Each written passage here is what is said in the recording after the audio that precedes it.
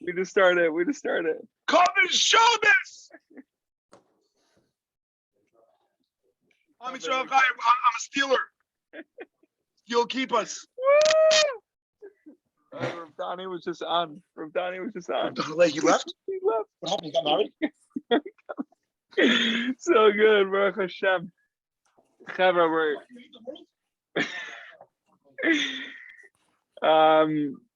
again with the earphones, so there won't be music, but we see Moishele's background. No, it's all about song. And the Tefillah B'Shem Kol Yisrael for all the people who need refuah physically, mentally, across the world. It's exactly what Avi Kierkowski taught us last night. That it's one thing to dance and to feel the sweat and to feel everything that comes with dancing, but it's another thing to feel the dance, to feel the actual dance. So when we're singing songs and we're singing Zmiros and we're listening to music, the Kutei Tefillah, the Tefillah B'Shem Kol Yisrael, is that we should be in the song, should be in the words, should feel the words. Bezrat Hashem. So we all know Halacha Kitzur Shulchan Aruch. If you did not say all the morning brachos before the morning prayers, you may say them after prayers, except for the bracha of Netilas Yadayim. Some authorities hold that washing the hands in the morning was instituted as a preparation for prayers. If so, after the prayers are concluded, there is no need for this bracha. And the bracha Elokai Neshama, for which the obligation was fulfilled with the bracha of Chiyah HaMesim. Halacha B'Shem Kol Yisrael. Learning L'Shem Shemayim, the whole thing. We all know it's Rav Shlomo's Yortzeit tonight. Rav Shlomo, as we see in Samson's background. Actually, we can't see the full picture, but we see the full picture. Zrat Hashem, but Rav Shlomo, for me at least, being introduced to him last year on his Yortzeit, I was watching a Rav Shlomo Katz and Eitan Katz concert on Zoom. I think it was on Zoom, on YouTube Live, whatever it was. And I'm like, who's this Rav Shlomo guy? Who's this? So I called Pomerantz, and I'm like, right away, like, Holy Brother, because like they were using the Holy Brothers, they were using the Rav Shlomo language. So I was like, Mom was so on fire. My heart was like literally in flames. So I get on the phone. I had no clue who Pomerantz was. And I'm like, Holy Brother. He's like, oh, you want Rav Shlomo? And I'm like, how do you know, Holy Brother? How do you know? So I started just using Holy Brother since, because it's a thing. Everyone just knows Holy Brother. So I ordered Lamed Vav and Holy Brother, the actual book Holy Brother. There's a lot of stories behind the Holy Brothers. I could tell you them off of Stealing Torah. But Bezrat Hashem, that's why I was really introduced to Rav Shlomo and really opened up a lot for me, really opened my heart in a deep way. And one thing that we could, one of the many things we learned from Rav Shlomo is that our heart should be in Yerushalayim. Our heart should always be in Israel. Our heart should always be Beis HaMikdash. Our heart should always be for Mashiach. Chaim, why are you raising your hand? Like, it's not that legit. I don't know. I don't know what that was.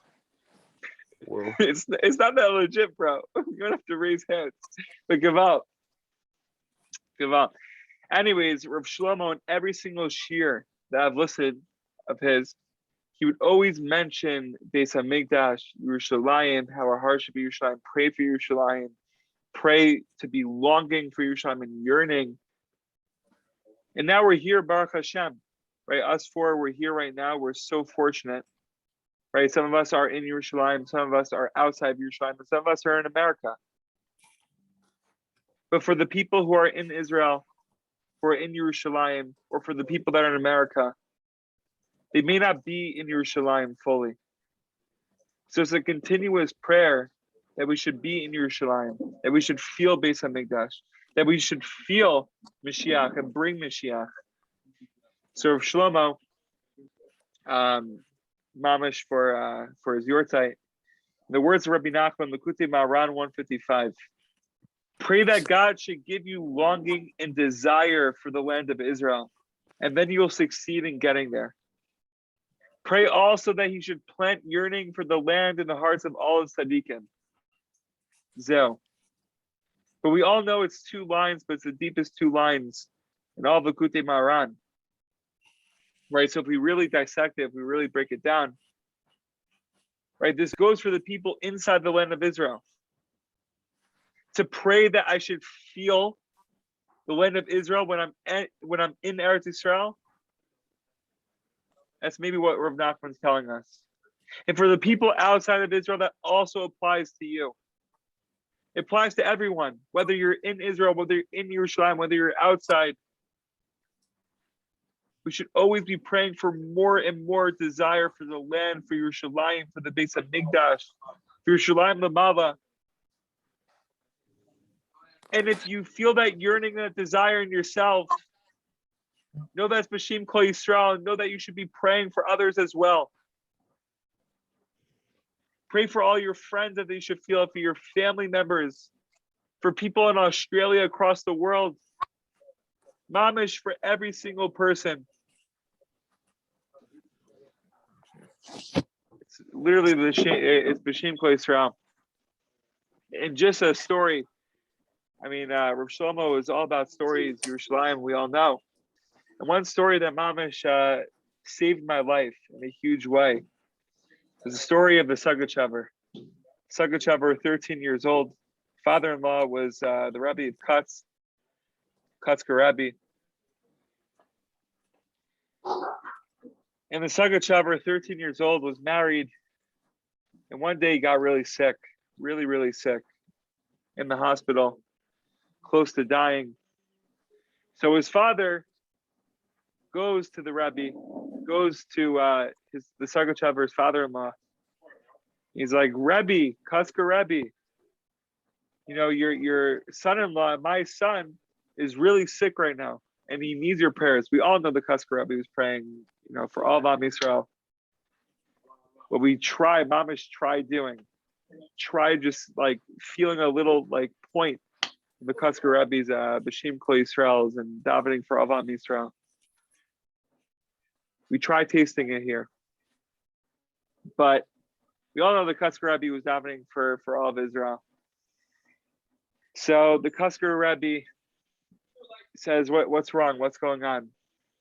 And the father said he was really sick, but then he felt the need to justify for the fact that the Kutzker Rabbi should be praying for his son. So he started saying, Rabbi, you know your son-in-law is the holiest student in the world. He knows all the Torah. He knows all of the Gemara. He knows all of Kabbalah by heart. He knows everything. So the Kutzker Rabbi responds, and he's like, how do you know that he knows everything? Maybe someone in the street knows more than him. And the father went on, trying to defend his son. And the Kutzker Rabbi would shut it down every single time. So the father left the Kutzker Rabbi, and he was confused, and he was upset. Why is the Kutzker doing this? Rabbi, how you doing?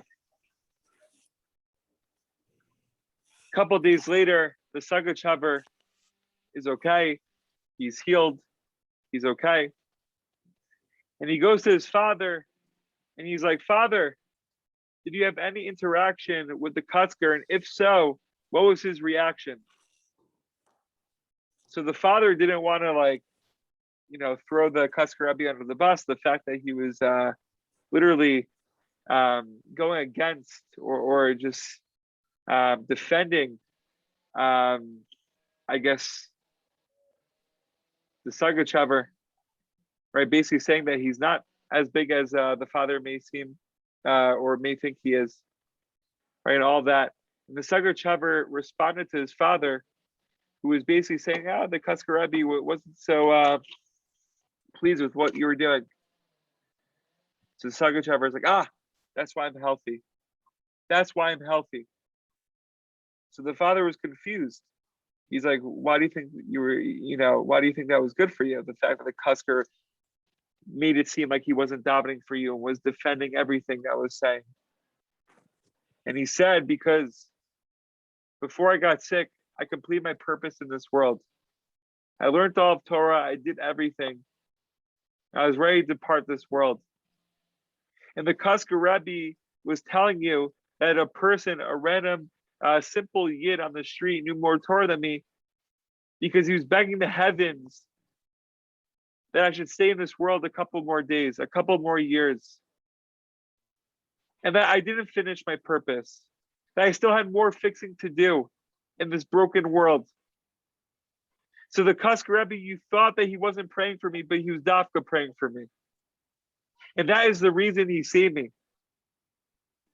He begged the heavenly court that I should stay in this world longer for more fixing.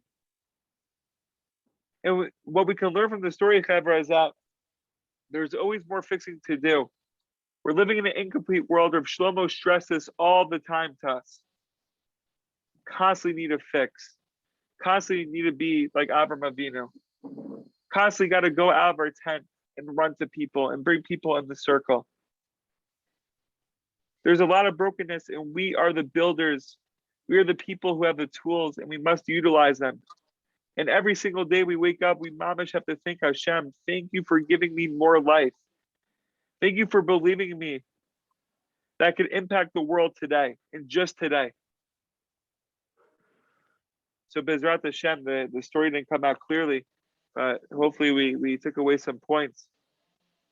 Cover questions, comments, please feel free.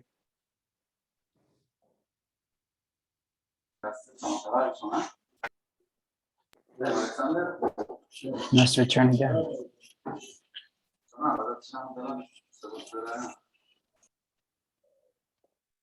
Okay. I got nothing. You have everything. You have everything. Dude, you're actually the Kusker Rebbe. The Kusker Rebbe is like, you have everything. You don't have nothing. I have to come back to Israel so fast. Oh. We all need Israel. Mamish. If no one saw my comments, I'll say them aloud. But I'm in the library, so I'll speak softly. Shlomo told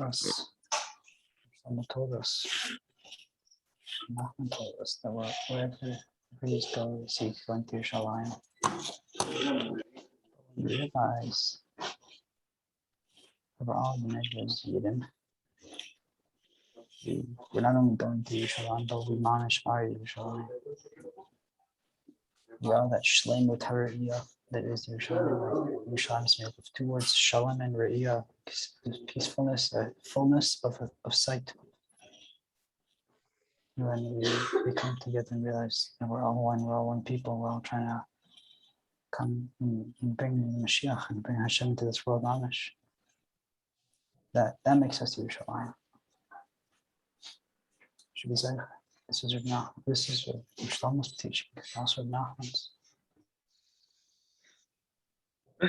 Woo! Samson, bring the heat, Baruch Hashem. Baruch Hashem, Kavra. So I just want to thank you for coming during this time. You know, we all know that we do the 9 o'clock, try to be as consistent as we can with the timing, but sometimes we, not curveballs, but you know, I'm going to a concert for Shem Kol Yisrael tonight. It's going to be a high concert. I'm going to take some videos, pictures, send to you. From Shlomo Katz. Shlomo Katz, bro. It's gonna be good. It's gonna be good. But you know, we had to steal some Torah earlier, and you guys really made it happen. So I just want to thank you. Wow. Do I see Marshawn Brooks in the back time? So real. It's so real. Is it? All right, Chavra, be healthy, happy, and successful. There's no more court. Dude, you bring all the Kedusha of Israel to America. It's so good, Chaim. And Rameshla, just literally building bridges in the library. So good. Literally connecting every single person that's there. All 100 people there in the library. So deep. So good. Chavra, be well. Mamish. Have an amazing night. Enjoy Rav Shlomo's Yortzeit. Good Shabbos. Listen to the story. Be well. Good Shabbos.